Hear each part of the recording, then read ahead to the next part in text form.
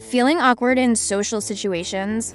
Or maybe you just want to expand your circle but don't know where to start? Don't worry, you're definitely not alone. It can be tough putting yourself out there, but what if I told you that becoming more social is a skill? And just like any skill, you can get better at it with a little practice. Today, we're going to break down 5 simple, actionable steps you can start using right away to boost your social life and build meaningful connections. Stick around, because these tips are total game changers.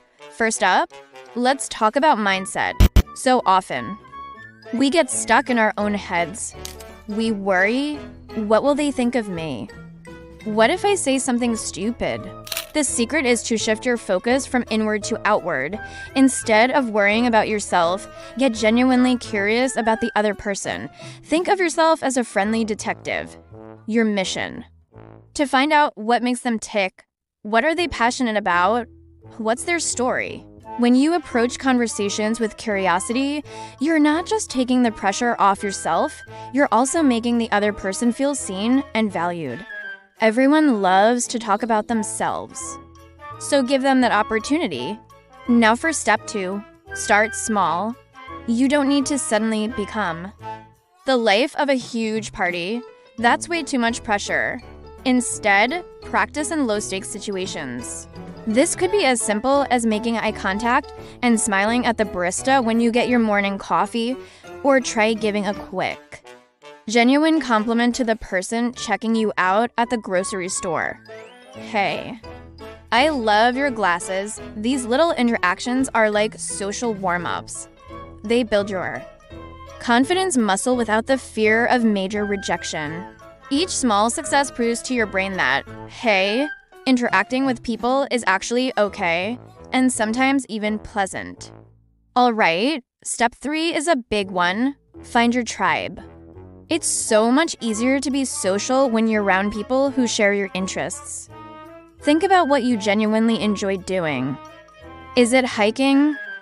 Board games? Painting? Maybe you're a bookworm or a fitness enthusiast. Whatever it is, there's a group for it. Check out local community centers, online groups like Meetup, or even workshops and classes related to your hobbies. When you're all there for a shared passion, the conversation flows naturally. The activity itself becomes the icebreaker. And you've already got something in common to talk about. It's a shortcut to finding people you'll actually click with. So, you're in a conversation. What now? This brings us to step 4. Master the art of asking good questions. We've all been stuck in conversations that feel like an interview. Where are you from?